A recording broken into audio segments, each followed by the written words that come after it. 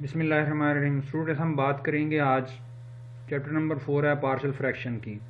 तो chapter number 4 जो है ये पार्शियल फ्रैक्शन से रिलेटेड है।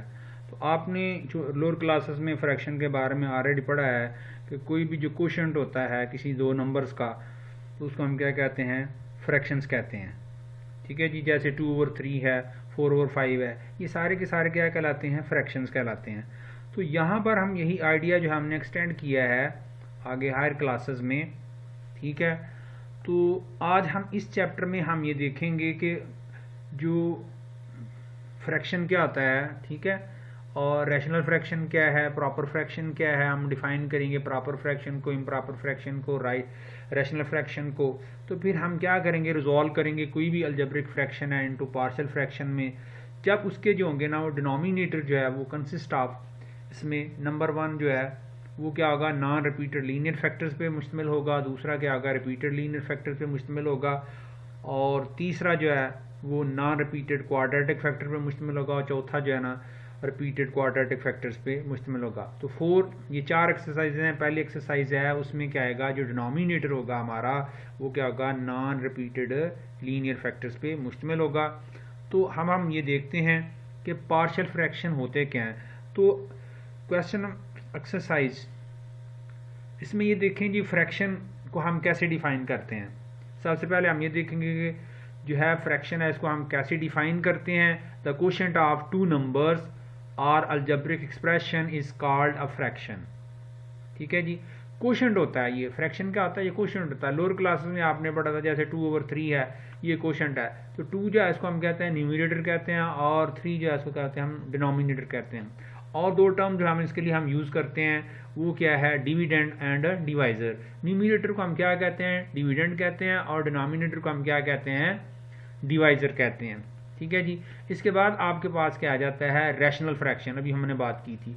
रैशनल फ्रैक्शन क्या आता है, expression of the form N of X divided by D of X. तो एन ऑफ एक्स क्या है, ये भी एक पॉलिनोमियल है, और डी ऑफ एक्स क्या है, ये भी एक पॉलिनोमियल है। जब एक पॉलिनोमियल को दूसरी पॉलिनोमियल से हम क्या करेंगे, डिवाइड कर दें, बशर्ते कि जो है ना वो डिनोमिनेटर जब वो 0 के इक्वल ना हो, तो ऐसा जो फ्रैक्शन जो बनेगा उसको क्या कहते हैं, हम रैशनल फ्रैक्शन कहते हैं।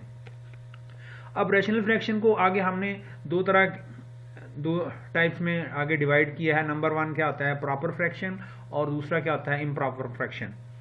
ठीक है, ये पावर पॉइंट जो है ना वो काम नहीं कर रहा, इस वजह से नेक्स्ट जो है मैं वो लिखने की कोशिश की है लेकिन हो नहीं पा रहा, तो इसलिए ठीक है मैं वर्बली आपको बता देता हूँ। आगे एक स्लाइड आएगी उसमें जो है ना वो डेफिनेशन है इम्प्रॉपर की, प्रॉपर की नहीं है। तो अगर न्यूमरेटर जो है उसकी डिग्री कम हो डिनोमिनेटर के पॉलिनोमियल डिग्री से, तो फिर जो ऐसा जो रैशनल फ्रैक्शन होगा उसको हम क्या कहेंगे, प्रॉपर फ्रैक्शन। तो कोई भी जो है हमने जब हम पार्शियल फ्रैक्शन बनाने हैं तो उसको हमने सबसे पहले काम किया है कि वो हमारा जो गिवन फ्रैक्शन होगा वो क्या होना चाहिए, प्रॉपर फ्रैक्शन होना चाहिए। अगर वो प्रॉपर फ्रैक्शन नहीं है तो उसको क्या करेंगे, हम बाय एक्चुअल डिवीजन से उसको इम्प्रॉपर फ्रैक्शन को प्रॉपर फ्रैक्शन में चेंज करेंगे। तो इम्प्रॉपर फ्रैक्शन क्या होता है, अगर न्यूमरेटर की डिग्री किसके इक्वल आ जाए, डिनोमिनेटर की डिग्री के इक्वल, और the degree of the numerator is greater than the degree of denominator, then such type of rational fraction is called improper fraction. Now this is your responsibility that we are to convert the given improper fraction by actual division, we are to convert into proper fraction with quotient remainder. You will write quotient plus remainder divided by divisor. So you may meet a question that combine algebraic divisions and the partial fractions. Okay, so dear students, find partial fraction for 2x square plus 8x plus 1 divided by x square plus 3x plus 2. So here you can see that the n of x is a polynomial, d of x is also polynomial. So in both cases the degree of n of x and the degree of d of x, numerator की degree जो है और denominator की degree दोनों की क्या है, वो सेम है। इन दैट, इस फ्रैक्शन में, इस रैशनल फ्रैक्शन में डिग्री सेम है, इसलिए इसको हम क्या कहेंगे, इम्प्रॉपर fraction कहेंगे. The degree of the denominator is equal to the degree of the numerator. Both are degree of 2. So this is called improper fraction. If the degree of the numerator is higher than the denominator, the fraction is also called improper. Is it clear now? So dear student, if the degree of the denominator is equal to the degree of numerator, this is called the improper fraction. And if the degree of the numerator is higher than the denominator, the fraction is also called improper fraction. So this is your responsibility that we are to convert if the rational fraction is given in the proper form, we are to convert into proper by actual division. So let us see. In this presentation and algebraic fraction, we saw how to add two algebraic fraction. So my dear student, to find partial fraction for an expression, we need to reverse the process of adding fraction. So I have so we will also develop a method for reducing a fraction to three partial fractions. Let us see. So we shall start by adding two fractions. Now we are going to add two fractions, 4 over x plus 1 plus 3 over x minus 3. This is the question number 1 of exercise 4.1. So 4 over x plus 1 is a fraction and 3 over x minus 3 is also a fraction. So how you will do? First of all, what to do? You will take their LCM. So LCM is x plus 1 into x minus 3. Just divide x plus 1 by LCM is divided by x plus 1 and you will get x minus 3, and just multiply x minus 3 by 4, you will get 4 into x minus 3. In the same way, when you will divide LCM x plus 1 into x minus 3 by x minus 3, you will get the quotient x plus 1, and the x plus 1 is multiplied with 3. So now what to do? You will remove the bracket, you will get 4x minus 12, and in the second bracket you will get 3x plus 3 divided by x plus 1 into x minus 3. So my dear student, when you will combine the like terms, you will have 7x minus 9 divided by x plus 1 into x minus 3. So what we have done, we have combined two fraction, algebraic fraction, and that results into a single fraction. Okay, which one? Are you getting me, dear students? So 7x minus 9 divided by x plus 1 into x minus 3, this is our final answer. How we get it is by adding two fractions, 4 over x plus 1 plus 3 over x minus 3. Now what to do? We will be given 7x minus 9 divided by x plus 1 into x minus 3, and we are to find those parts. So this process is called the partial fractions. Is it clear? So 7x minus 9 divided by x plus 1 into x minus 3 is given, and we are to find, we are to resolve, we are to split this 7x minus 9 divided by x plus 1 into x minus 3 into two parts, 4 divided by x plus 1 plus 3 over x minus 3. There are the how many? In the denominator you can see that there are two linear factors and they are non-repeated. X plus 1 is entirely different than x minus 3. So how you will proceed? The partial fraction for 7x minus 9 divided by x plus 1 into x minus 3 are 4 divided by x plus 1 plus 3 over x minus 3. These are the partial fractions of 7x minus 9 divided by x plus 1 into x minus 3. So how you will do? To find the partial fraction, we start with, so what to do, my dear student? First of all, you will write a fraction.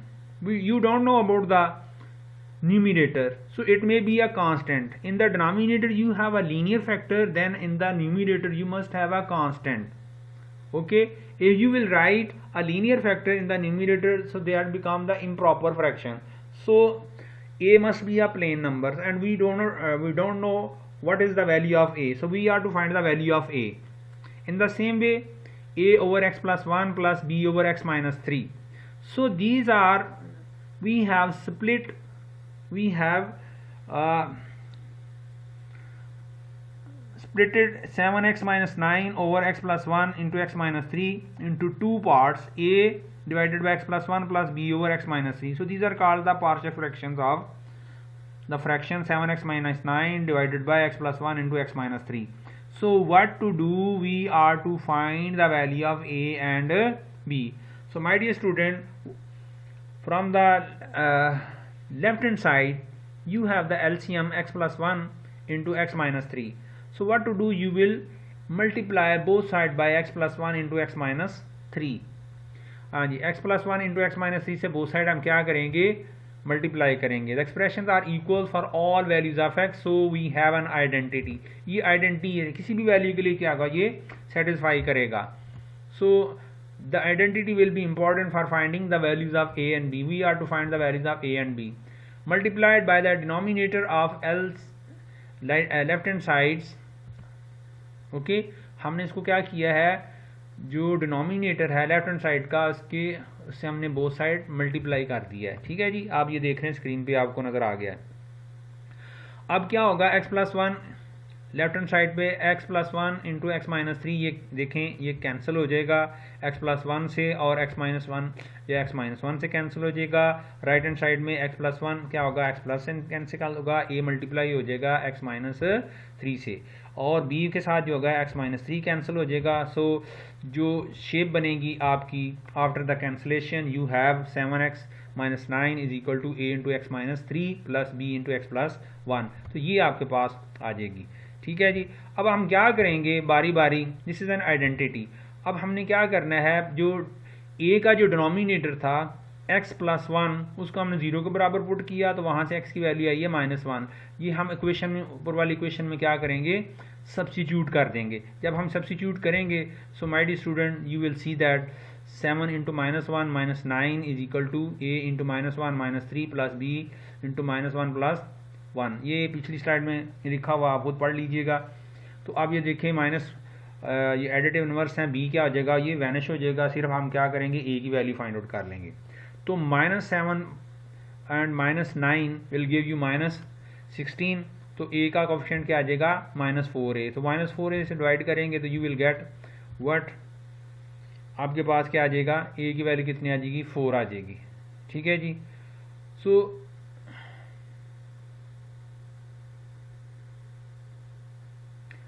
अब हम यूं करेंगे कि आपके पास जो है x minus 3 जो है, इसको हम 0 के बराबर पुट करेंगे. फिर x इक्वल टू 3 आ गया आपके पास. इसको दोबारा इस इक्वेशन में हम ऊपर वाली इक्वेशन में सब्स्टिट्यूट करेंगे. तो my dear student, you will see that, तो 7 होगा, 3 से मल्टीप्लाई हो जाएगा, तो क्या आ जाएगा? 21 आएगा. 21 में से -9 करेंगे तो आ जाएगा 12.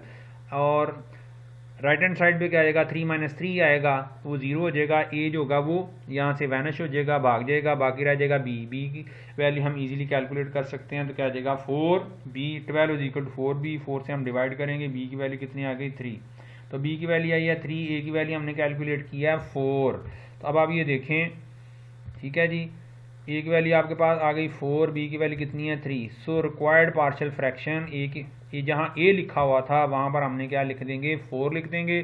तो फ्रैक्शन बन जाएगा a ओवर x प्लस 1. तो a की वैल्यू कितनी? 4 है, तो 4 ओवर क्या आ गया? x प्लस 1 प्लस b की वैल्यू 3 है, तो क्या आ गया? 3 over x minus 3. So my dear student, इस तरह से क्या करना है? आपने किसी भी फ्रैक्शन को उसके कुछ पार्ट्स में कन्वर्ट करना है. सम ऑफ 2 और मोर देन 2 पार्ट्स में उसको कन्वर्ट करेंगे, तो those are called partial fractions.